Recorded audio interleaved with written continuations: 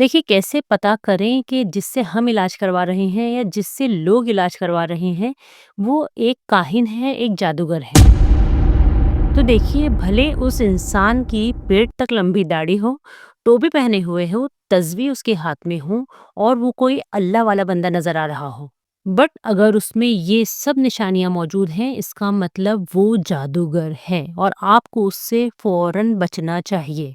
अब कैसे पता चलेगा कि ये शख्स जादूगर है? तो देखिए, जादूगरों की सबसे पहली और बड़ी निशानी ये है कि इलाज के दौरान वो सबसे पहले आपका और आपकी माँ का नाम पूछते हैं। देखिए, जैसे ही किसी ने आपकी माँ का नाम पूछा, समझ लें कि ये जादूगर है, काहिन है। क्योंकि अगर इलाज कुरान और हदीस के मुताबिक हो रहा हो, तो उसमें किसी के भी नाम की या माँ के नाम की बिल्कुल भी ज़रूरत नहीं पड़ती।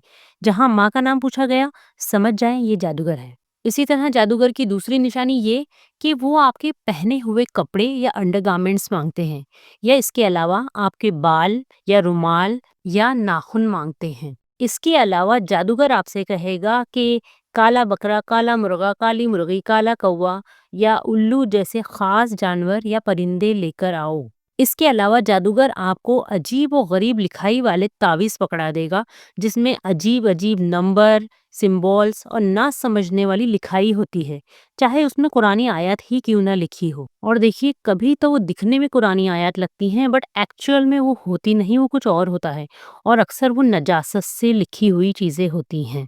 फिर ऐसे तावीज़ को वो हमेशा साथ रखने, हाथ या गले में बांधने के लिए या दीवारों पर चिपकाने के लिए देते हैं। इसके अलावा देखिए, वो लोग कुछ कीलें या पोटली वगैरह आपको देते हैं, जिसके अंदर अंडे या उसके छिलके या नाखून या कुछ निजात भरी चीज़ें होती हैं, और फिर इसे अपने घर के गेट में या आंगन में या किसी सुनसान जगह पे गाड़ने के लिए या जलाने के लिए कहते हैं। कभी कभी कुछ पुतले भी देते हैं कि इन्हें दफना देना। देखिए, ये वो निशानियां हैं जो जादूगरों की होती हैं। तो अगर आप किसी ऐसे शख्स के पास अपना या अपने घर वालों का या किसी भी पहचान वालों का इलाज करवा रहे हैं, तो बराए मेहरबानी ऐसे काहिनों के और ऐसे जादूगरों के पास जाने से खुद को और घर वालों को बहुत ज़्यादा बचाएं।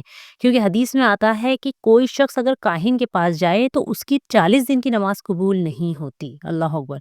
और काहिनों के पास जाकर इस बात को मान लेना, वेरीफाई करना, तस्दीक करना कि हाँ, उसने जो कुछ कहा वो सच था, तो फिर देखिए, ये अमल करने वाला इंसान कुफ्र करता है। यानी देखिए, जादूगरों के पास जाना कितना बड़ा गुनाह है। एक तो कि हमारी 40 दिन तक की नमाज कबूल नहीं होती, दूसरा कि कुफ्र तक पहुंच जाते हैं। देखिए, तावीज़, जादू और जिनों की मदद लेना सब शैतानी तरीके हैं। अल्लाह से सिर्फ कुरान और सुन्नत के ज़रिए ही शिफा तलाश करनी चाहिए। अल्लाह ताला हमें हर किस्म के जादू और गुमराही से महफूज रखें। आमीन या रब्बुल आलमीन।